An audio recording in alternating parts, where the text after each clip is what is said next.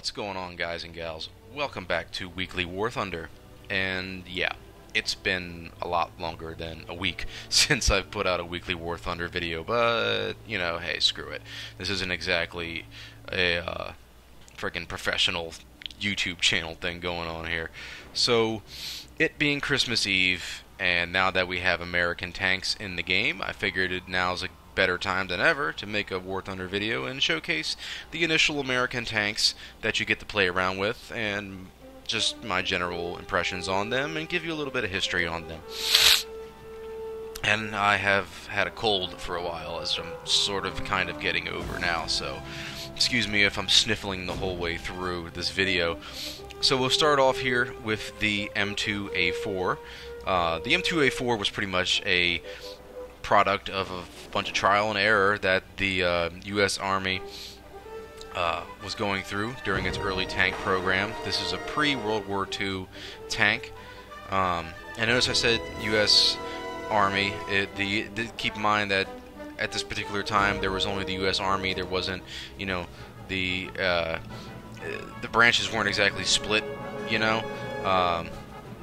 The infantry was designed to fight tanks, and the tanks were built to exploit the gaps in the lines. The U.S. Army really had their mind still in World War I around this point. 1935, Rock Island Arsenal. This tank began development for the infantry branch of the Army. The original M2, the M2A1, its main weapon was a 50 caliber machine gun. And after 10 of them were delivered to the Army said, you know what, we're going to switch to a different design. We're going to go with 2 turrets. And even though it's an inefficient design, they nevertheless went with it, which later became the M2A2, more commonly known for the Mae West, which was a very let's say, large-chested Hollywood actress at the time.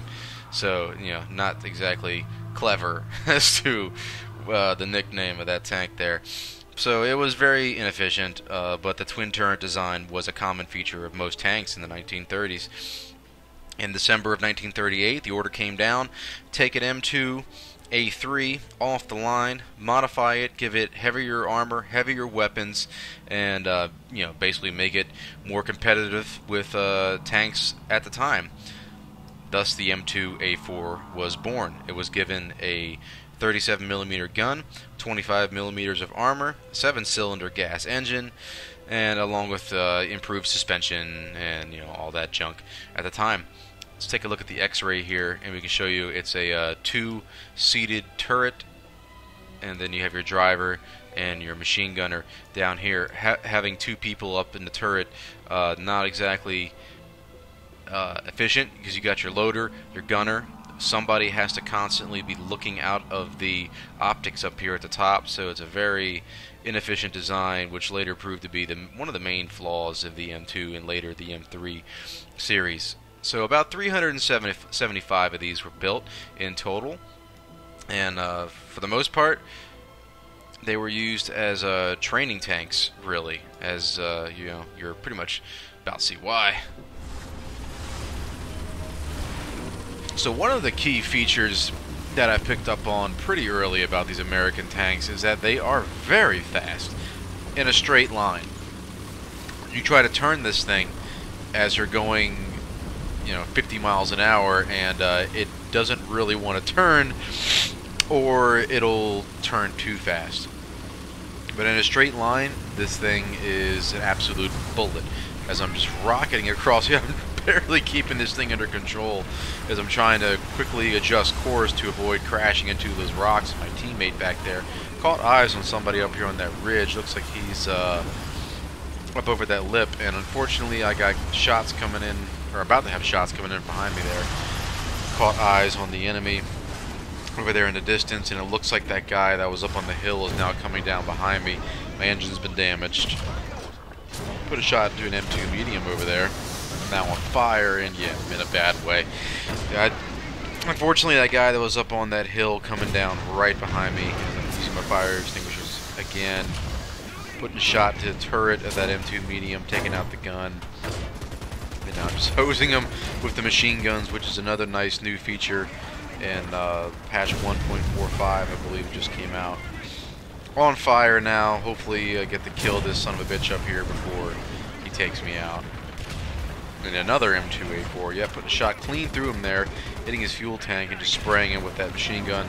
Second shot going into the turret, taking him out. As my tank now continues to burn.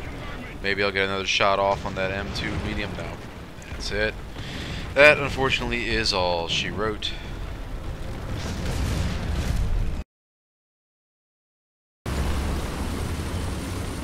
This is a reserve tank after all, so I do get 3 of them. But the second time I went out in this thing, I just got artilleried right as I left the spawn point and just completely exploded. So to avoid getting spawn camped, I'm heading down the flank here. I'm trying to get around A and hit the enemy in the sides. And the gun, exactly, it's a 35mm gun. It's not that impressive. The armor on this thing is not very impressive either. So you're really limited to flanking the enemy. You really shouldn't try to take on the enemy head-to-head, because you are going up against a T-34, and you'll get placed in matches with Shermans and Lees and Panzer IIIs and IVs. So you really are outgunned and out-armored in this thing. So moving around the side here, trying to get eyes on the enemy. They're all behind those low hills over there. I'm gonna try and swing around even further and hit them in the rear, but it looks like we got another M2 medium over here. And really, speed is the key here. That's really the only thing. And damn it, there's no gun depression on this thing. I have to get my tank almost entirely above this ridge that medium spotted me. First shot takes out his loader, his machine gunner. Looks like you've got a shot off on me. Hit damaged my track. Second shot doesn't look like it did really anything to him. Third shot damaged his engine, and oh my god! Well, that was fun. Alright, the second tank we're going to look at today is this little beauty right here, if you can call it that. It is the M2 medium. And, well, yeah, it has 1, 2, 3, 4, 5, 6, 7, 8, 9 machine guns on this thing. Not exactly practical, but it did the job that was needed for it at the time. Keep in mind, this is a pre-World War II tank. The U.S. Army had a lot, and I do mean a lot, of catching up to do when it came to tanks in World War II, as many of you may know. Along with the M2A4, this thing was started being drawn up in the mid to late 1930s. This one hit the drawing board in 1936 under the designation T5. To save time and money and to standardize the manufacturing process, this tank borrowed a lot of its features from the prototype T2, the M1. In 1938, it underwent trials at the Aberdeen Proving Grounds in Maryland, which is not exactly all that far from where I live. The trials demonstrated that its powertrain just simply could not handle all 15 tons of this tank. Its frontal armor was also really, really, really bad, so they replaced it with a slanted plate, giving it 37 to 40 millimeters of protection at long range. Notice I said long range, not medium, close, all-around protection. No, this tank gave you decent protection. I don't even want to use the word decent. It gave you passable protection at long ranges from the weapons at the time. Large caliber rifles, machine guns, light cannons. Not exactly comparable to some of the tanks that were on the battlefield in early to mid World War II. In 1939, they gave it an upgraded engine, which helped handle its 15 tons of weight. Its frontal armor was also angled better, and it was accepted into the U.S. Army as the M2. However, it had a lot of drawbacks. It had still, had very weak armor. See these little things right here? those little nubs all over the front of this tank, and it's really all over this tank. Those, my friends, are called rivets. And when something explosive hits the tank, the inside of the tank gets completely peppered with those things, killing and maiming everybody inside. But those were the construction techniques used at the time. And it's, despite all the improvements given to its engine was still underpowered. Not to mention the fact that, hey, it has thin armor and it has a very high profile. So this tank wasn't exactly good. So now that you've digested all that information, you shouldn't be surprised to learn that this tank actually never saw combat. They used the few that did roll off the assembly line, as training tanks for future tankers.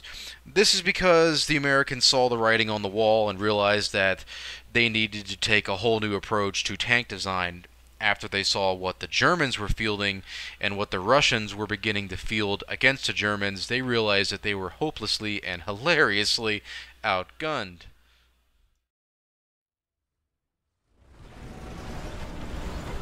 So despite everything bad I just said about the M2 Medium, this battle right here was crazy, and this thing should have been killed like a million times over during this fight.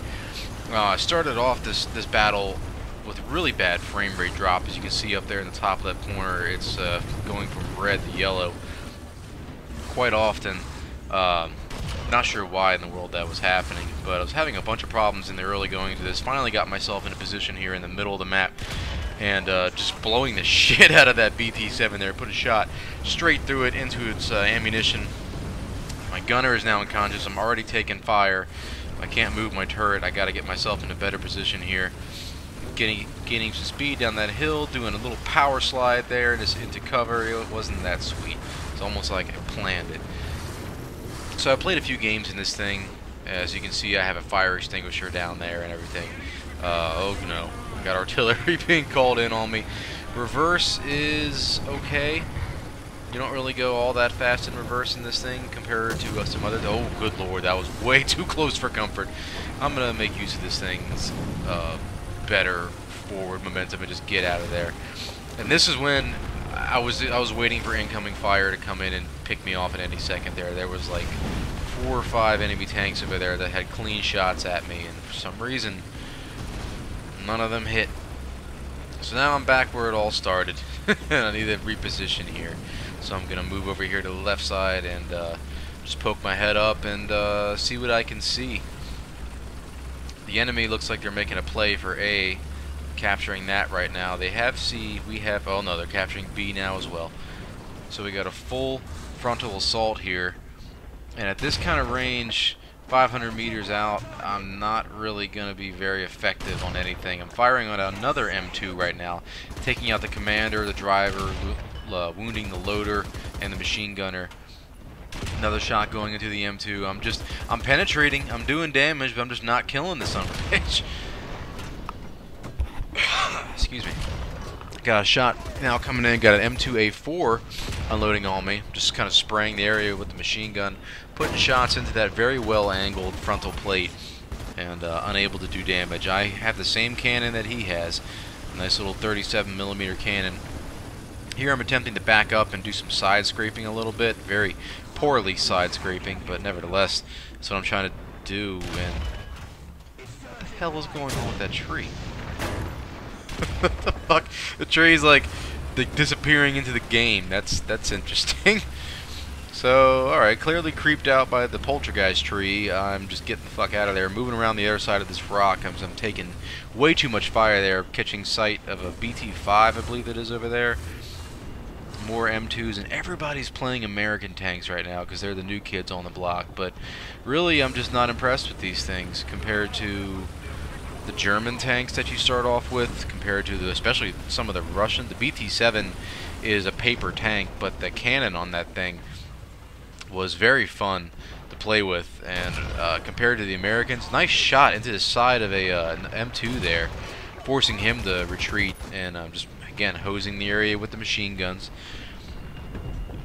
I've heard so many people bitching down in chat about people spraying them with machine guns, and it's making their computer lag out, or is dropping their frame rate down. So I've adopted that as a tactic now. Whatever target I'm shooting at, I just kind of hose him with my machine guns in the hope that his internet connection can't handle it.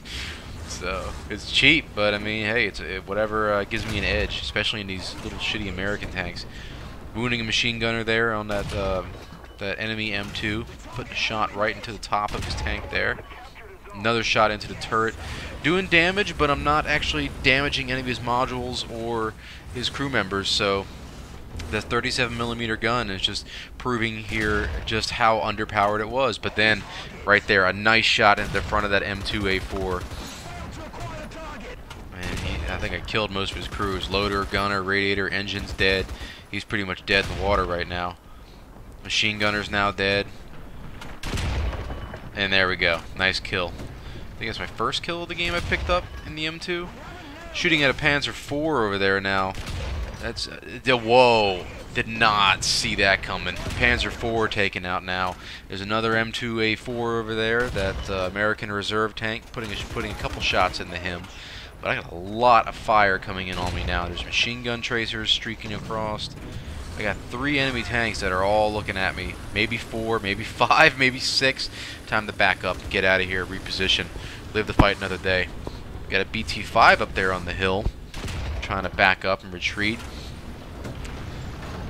See if I can get a shot off on him before he gets back over that hill. Miss. It's a good thing this thing has a ton of ammo. Got an M3. That thing can effectively... oh, never mind. I'm sorry. I'm thinking of the Lee, I believe it is. Got a Panzer III over here. That thing could do some damage to me as well, putting a shot into his track. And it's just a miracle I'm not dead. Like, I'm more or less in the open here. You know, the only thing saving me is these little low hills here that I'm making good use of, keeping my tank very well protected behind these slopes. But nevertheless, you figure by now someone would have called in artillery or something. And here I'm just having very tough time getting gun depression, and unfortunately botching that shot on that Panzer. I think that was, or was that a BT? I don't know. Nice shot into that M2, damaging the gunner and the cannon itself. Another shot hitting the tank, failing to penetrate. Loader is now dead. Another shot failed to penetrate. Switching targets now. Now the loader's dead on that tank. I need to try to spread the wealth around. Put some shots into this Panzer II over here. Hit his track, but a lot of my shots going high, or just hitting the ground in front of him. I can't quite tell from this range. Critical hit. Commander's dead. The engine's been taken out. Panzer II's now dead in the water. Yeah, there we go. Third kill now taken, or picked up by me in the M2. This is amazing. And here I remembered that you can use the machine guns to, whoa! Good lord! Oh my god. Dude in the frickin' yak tried to ram me there. Unfortunately, it did not work out so well for him, and somehow I took some suspension damage. I don't know how I didn't get wiped off the face of the earth there. Excuse me again. 2 shots going into that Panzer II, and we are losing right now. The enemy has B and C. We're managing to barely hold on to A, and I might be overconfident for saying this, but I think the only reason we haven't lost A yet is I've been harassing the hell out of the enemy. Because take a look at the map down there as I put shots into this M2A4. You can see all the targets that I'm lighting up. They are pretty much coming straight out of their spawn zone, and the first real firing position they can get to, I have clear line of sight on. Oh, nice shot. I don't know what was that. I don't know. Something hit me in the rear somehow. I'm okay, but that was weird. I thought there was maybe some friendly fire there for a minute. Machine gunner's been wounded. I don't know where I'm taking fire from. Probably from one of these guys over there. M2A4 hit right in the top. This is getting a little bit hairy here, and you start thinking about getting out of here. But I gotta keep these guys pinned in place. As I said, I pretty much locked down the whole enemy team from advancing on the A. Not trying to sell my team short. I'm sure they were being just as valuable as I am here. But now, heading out to the open. Ooh, I got artillery coming in. Let me rethink that. Oh, That M2A4 that I was shooting at there in the end, getting some revenge and taking me out finally. But overall, very, very good game there in the M2 medium.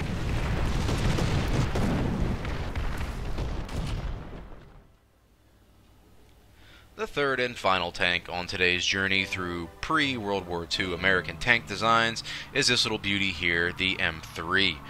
Looks just like the M2, right? Let's take a look at the M2 here. And then now the M3. Looks just like it? Yeah, well, it pretty much is the same damn tank. They took all the lessons learned with the M2 and the M2A4, rolled them all together, and popped out this little bad boy. This was the first American tank to see tank-on-tank combat in World War II. It's a light tank, as you can obviously tell, and surprisingly, even though it was the first American tank to see tank-on-tank combat, Americans weren't the ones that were driving it. On July 5th, 1940, the M3 was released. The British received a whole bunch of them from 1941 to 1942, as well as the Soviets. The British were the ones that gave it the nickname the Stuart, after General Stuart. It also earned another nickname, the Honey, after the drivers were, when they were asked, how well does it perform, blah, blah, blah, give us your feedback, a lot of them replied, it's like honey, giving it another nickname, the Honey. It was fashioned, like I said, after the M2A4. Some of the improvements over that was they upgraded its armor from 25 millimeters to 45 millimeters frontally, as you can see with some of these what appears to be bolt-on plates, but for the most part that isn't exactly what it is. But nevertheless, they used some rolled armor techniques as well in improving its structural integrity. Also, they improved its turret armor to 38 millimeters. So it was a little bit better than its predecessor. However, that still did not exactly improve its reputation. And apologies, if you have a keen eye, you shall notice that this is not the M3. This is the M3A1. By the time I got around... Oh, good lord! I forgot about that. Yeah, careful, dude. Watch where you're going. Come on. I'm filming a video here. But anyways, by the time I got around to filming footage for the M3, I have already earned enough XP to unlock the M3A1, so I just went ahead and bought it and shot the footage in this, because it is more or less the same tank. When the British fielded this tank in North Africa against the German Afrika Corps, led by General Rommel, they suffered very poor results and high casualties as a result. It became very clear, very fast, of all the faults that came with this tank. The British reported that they were not pleased with its internal layout. They were not happy with its two-man turret, which I pointed out in the beginning of this video is just not very ideal. In some cases, the British tried to cram 3 men in the turret, which they managed to pull off in some cases in Ogier. This is a fun little showdown with this Panzer III up here. Watch this. Putting shots into him, he's putting shots into me, rams me, game lags or glitches or something for a second there. Trying to sort ourselves out, my driver's been knocked unconscious, and I managed to take him out here just as he lurches forward, and the tank's still going. Oh god, I'm about to be flipped over, and he phases out of reality. Alright, that was fun. But despite its drawbacks, the British did like its high speed, and overall it was a very mechanically sound tank. It did not break down. They didn't really have any problems with maintenance with this thing. So after its initial battles and trials with this tank, they decided to limit it to a recon tank, a command tank, and in some cases they made them into APCs by removing the turret. It also earned a couple other nicknames as a result of this: the Stuart Reese, which was known as the recon tanks, and Stuart Kangaroos, which was the APC equivalent. The Soviets were even less pleased with it than the British, because after all, we did sell them to the Soviets and the British before we entered the war to help stem the Nazi tide before we could get ourselves involved in the conflict.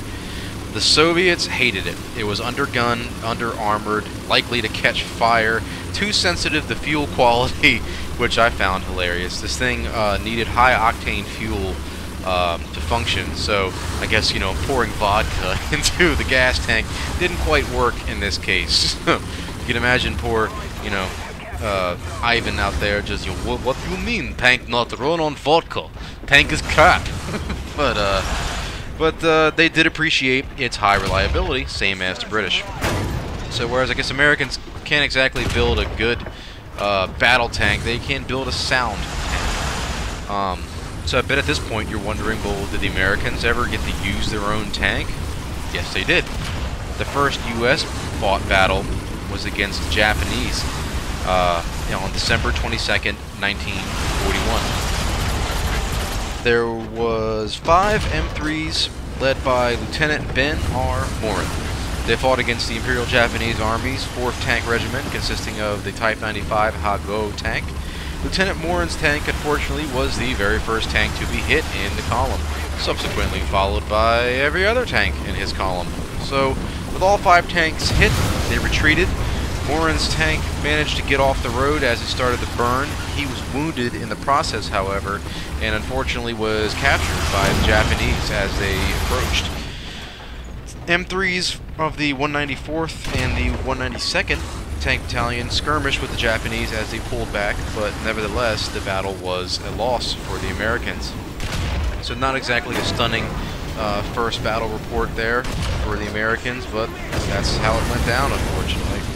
And as I skirmished with this M3 Lee over there, you're about to see just how outgunned and just overall outperformed this tank was. It was a very fast tank in a straight line, and it had rolls for it on the battlefield. Hey, I picked up a kill somehow, but turning on soft ground also is very difficult for this tank in War Thunder, and that M3 Lee is coming for my head. There is nothing I can do as he barrels down on me here.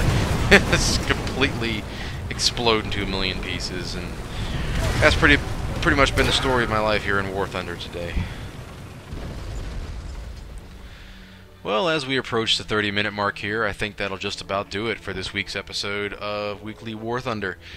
And I might have to change the name of this series, because I don't think I'm going to be able to continue putting out videos every single week, as I'm quickly running out of tanks and planes to talk about.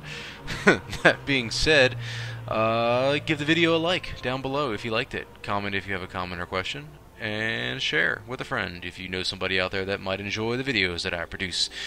And as we gaze upon the M3 Stuart and the Christmas tree in the background, I hope you all out there have a safe and happy holiday, and I will see you in the next video. Take care.